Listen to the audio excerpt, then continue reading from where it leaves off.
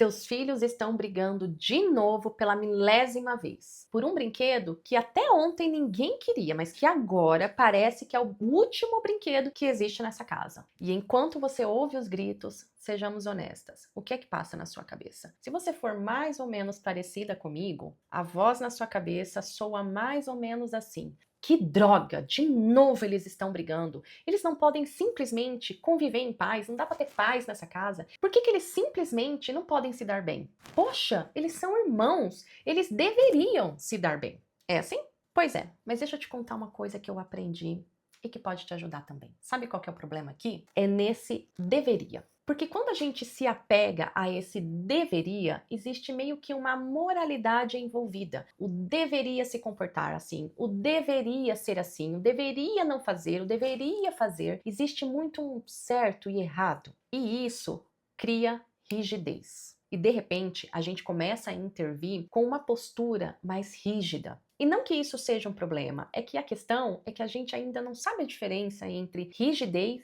e firmeza. E acredite, são coisas diferentes. Você precisa ser firme, e aqui comigo você aprende isso, mas nada tem a ver com ser rígida. Porque quando a gente está interferindo com essa postura rígida, a gente também está interferindo com a nossa imagem, idealização, com a nossa frustração. O problema é que quando a gente intervém com essa postura tão rígida, a gente também tem uma postura que está idealizada na nossa cabeça, que a gente criou de como os nossos filhos deveriam se comportar. E aí o que acontece? A frustração, ela toma conta de você. E você se sente impotente, porque afinal de contas, ele deveria estar se comportando assim, e ele não está. E aí começa a acontecer algo muito perigoso que eu costumo sempre alertar os pais nos meus atendimentos, que é: os seus filhos, eles passam de ser apenas seus filhos e crianças que estão aprendendo a se relacionar a seus inimigos, porque você tem uma ideia e eles estão indo contrário a essa ideia. E os seus filhos, eles não são os seus inimigos, eles não estão indo contra você.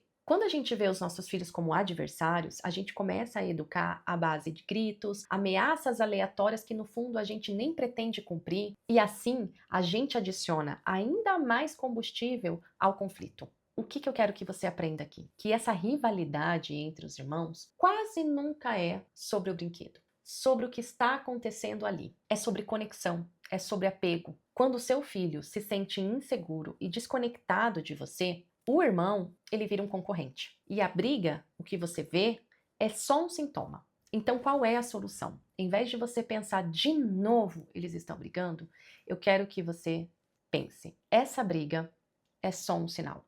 Um sinal de algo que meus filhos estão precisando. Essa mentalidade te tira do campo de batalha e te coloca no lugar que você deve estar, de líder desta casa.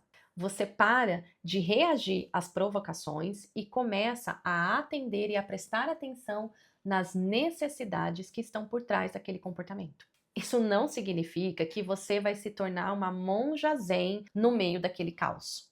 Não. Você ainda vai sentir raiva, frustração. A diferença é que agora você sabe o que está acontecendo por baixo da superfície.